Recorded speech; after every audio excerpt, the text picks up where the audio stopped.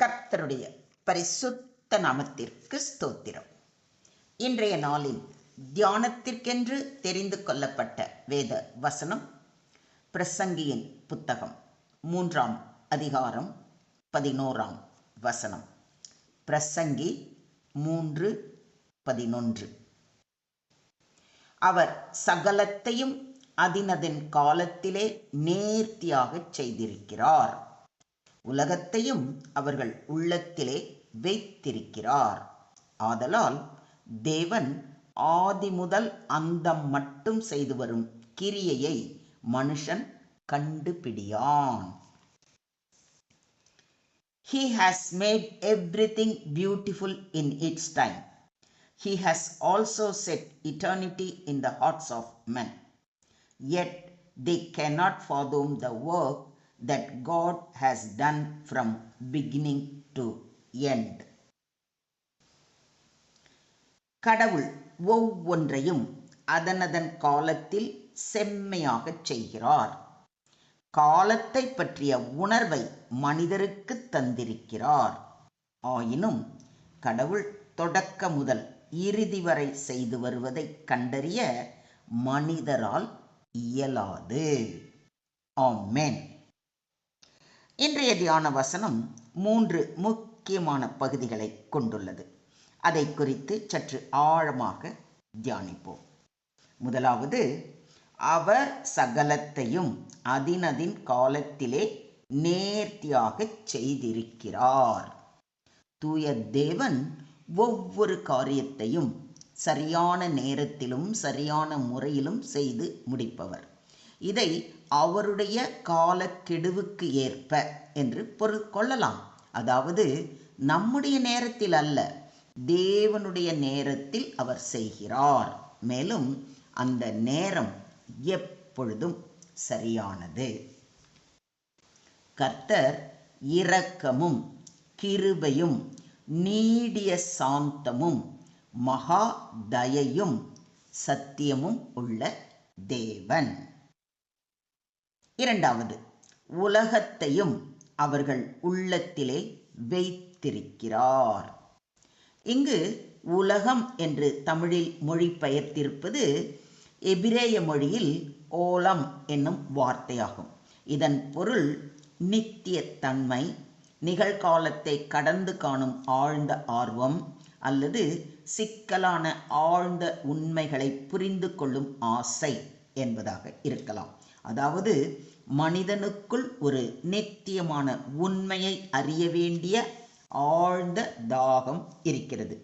அதாவது நாம் இந்த புவிக்கு கட்டுப்பட்டவர்கள் அல்ல, நம்முள் நித்தியத்தை காணும் ஏக்கம் இருக்கிறது. பொது மொழிபெயர்ப்பில் காலத்தை பற்றிய உணர்வை என்று சொல்லப்பட்டிருக்கிறது. மானானது நீரோடைகளை வாஞ்சித்து கதறுவது போல, தேவனே, என் ஆத்துமா உம்மை வாஞ்சித்து கதறுகிறது. என் ஆத்துமா தேவன் மேல், ஜீவனுள்ள தேவன் மேலேயே தாகமாய் இருக்கிறது. நான் எப்பொழுது தேவனுடைய சந்நிதியில் வந்து நிற்பேன் என்று சங்கீதக்காரன் வாஞ்சியோடு பாடுவதை 42ஆம் சங்கீதத்தில் வாசிக்கிறோம். மூன்றாவது முக்கியமான பகுதி, ஆதலால் தேவன் ஆதி முதல் அந்தம் மட்டும் செய்து வரும் கிரியையை மனுஷன் கண்டுபிடியான். மனிதனுக்கு உள்ளத்தில் தேவன் நித்தியத்தை கொடுத்திருக்கிறார். ஆனால் அவன் முழுமையாக தேவனுடைய செயல்களை தேடி கண்டுபிடிக்க முடியாது. இது மனித ஞானத்தின் வரம்புகளை சுட்டிக்காட்டுகிறது. நாம் எல்லாவற்றையும் தெரிந்து கொள்ள முடியாது. நம்மை மீறி ஒரு உயர்ந்த திட்டம் நடக்கிறது என்பதை நாம் ஏற்க வேண்டும். என் நினைவுகள் உங்கள் நினைவுகள் அல்ல, உங்கள் வழிகள் என் வழிகளும் அல்ல என்று கர்த்தர் சொல்லுகிறார். பூமியை பார்க்கிலும் வானங்கள் எப்படி உயர்ந்திருக்கிறதோ அப்படியே உங்கள் வழிகளை பார்க்கிலும் என் வழிகளும் உங்கள் நினைவுகளை பார்க்கிலும் என் நினைவுகளும் உயர்ந்திருக்கிறது என்று ஏசாயா 55ஆம் அதிகாரத்தில் வாசிக்கிறோம். தேவனுடைய அந்தரங்க ஞானத்தை நீர் ஆராய்ந்து சர்வ வல்லவருடைய சம்பூரணத்தை நீ அறியக்கூடுமோ? அது வான பரியந்தம் உயர்ந்தது. உம்மால் என்ன ஆகும்? அது பாதாளத்திலும் ஆழமானது. நீர் அறியக்கூடியது என்ன என்று நாகமாத்தியனான சோப்பார் கூறுவதை யோபு 11ஆம் அதிகாரத்தில் வாசிக்கிறோம். தேவனுடைய ஞானம் மற்றும் செயல்கள் நம் சிந்தனைகளை விட அதிகமாக இருக்கின்றன. நாம் முழுமையாக தேவனை அறிந்து கொள்ள முடியாது. ஆனால் அறிய தாகம் கொண்டிருக்கும் நம் உள்ளத்தில் அவர் நம்மை நடத்துகிறார். மறைவானவைகள் நம்முடைய தேவனாகிய கர்த்தருக்கே உரியவைகள். வெளிப்படுத்தப்பட்டவைகளோ இந்த நியாயப்பிரமாணத்தின் வார்த்தைகளின்படி எல்லாம் செய்யும்படிக்கு நமக்கும் நம்முடைய பிள்ளைகளுக்கும் என்றென்றைக்கும் உரியவைகள் என்று சொல்லப்பட்டிருப்பதை உபாகமம் 29:29 வாசிக்கிறோம். எல்லாவற்றையும் தேவன் நமக்கு தெரியப்படுத்தவில்லை. சிலவற்றை இரகசியமாகவே வைத்திருக்கிறார். நாம் தெரிந்தவற்றில் நடக்க வேண்டும். அதுவே நமக்கு பதிலாக இருக்க வேண்டும். இதை விசுவாசிக்கிறீங்களா? இப்பொழுது கண்ணாடியிலே நிழலாட்டமாய் பார்க்கிறோம், அப்பொழுது முகமுகமாய் பார்ப்போம்.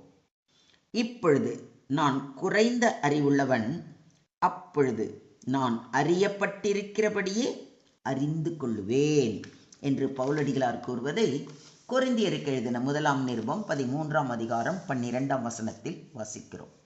இந்த உலகத்தில் நாம் தேவனுடைய திட்டத்தை முழுமையாக பார்க்க முடியாது. ஆனால் நித்திய வாழ்வில் அவர் எப்படி உண்டோ அப்படியே அவரை காண்போம். இந்த அறிவு எனக்கு மிகுந்த ஆச்சரியமும் எனக்கு எட்டாத உயரமுமாய் இருக்கிறது என்று தாவீது கூறுவதை சங்கீதம் 139:6 வாசிக்கிறோம். தாவீது தேவனுடைய ஞானத்தை எண்ணி ஆச்சரியப்படுகிறார். தேவன் என்னை குறித்து எண்ணியுள்ள எண்ணங்களை என்னால் காண இயலாது என்றும் கூறுகிறார். மொத்தத்தில் இன்றைய தியான வசனம் மூலம் நாம் கற்றுக்கொள்ளும் பாடம், தேவன் நேரத்திற்கேற்ப செய்கிறவர். அவர் ஒவ்வொரு காரியத்தையும் அதற்கேற்ப திட்டமிட்டு செய்கிறார். உதாரணமாக, நோவா பேழையை உண்டு பண்ணின காலம், இஸ்ரவேலரை எகிப்தின் அடிமைத்தனத்திலிருந்து மீட்டது அனைத்தும் தேவனுடைய சரியான காலத்தில் நிகழ்ந்தவை. நித்தியத்தை நாம் ஏற்கும் உணர்வை உள்ளத்தில் வைத்திருக்கிறார். தேவனுடைய முழுமையான செயல்களை நாம் அறிய முடியாது. நமக்கு தெரியாத செயல்கள் கூட நம்முடைய நன்மைக்காகவே நடத்துகிறார். நம் வாழ்க்கையில் வரும் எதிர்பாராத சம்பவங்களும் தேவனுடைய திட்டத்தின் ஒரு பகுதியாகவே இருக்கும்.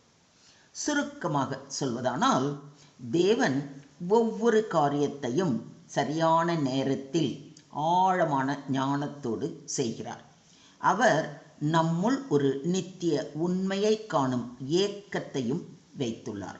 ஆனால் மனித ஞானம் தேவனுடைய முழுமையான திட்டங்களையும் செயல்களையும் புரிந்து கொள்ள முடியாது. கர்த்தாவே, நீர் எங்கள் வாழ்நாளில் செய்யும் ஒவ்வொரு காரியத்தையும் நேர்த்தியாக செய்வீர் என்பதில் எங்களுக்கு நம்பிக்கை இருக்கிறது. நாங்கள் எல்லாவற்றையும் அறிய முடியாது என்றாலும் நித்தியமான உங்கள் திட்டத்தில் எங்களுக்கான இடத்தை நீர் வைத்திருக்கிறீர் என்பதை பரிபூர்ணமாக விசுவாசிக்கிறோம். உம்மையே நம்பி நடக்க எங்கள் நெஞ்சில் அமைதியும் ஆவியில் ஆழ்ந்த விசுவாசமும் கொடுப்பீராக என்று நம்மை தாழ்த்தி அவர் கரங்களிலே ஒப்பு கொடுப்போம். அவரே நம்மை ஆசீர்வதித்து வழி நடத்துவாராக. தேவனுக்கே மகிமை உண்டாவதாக. ஆமென், ஆமென், ஆமென்.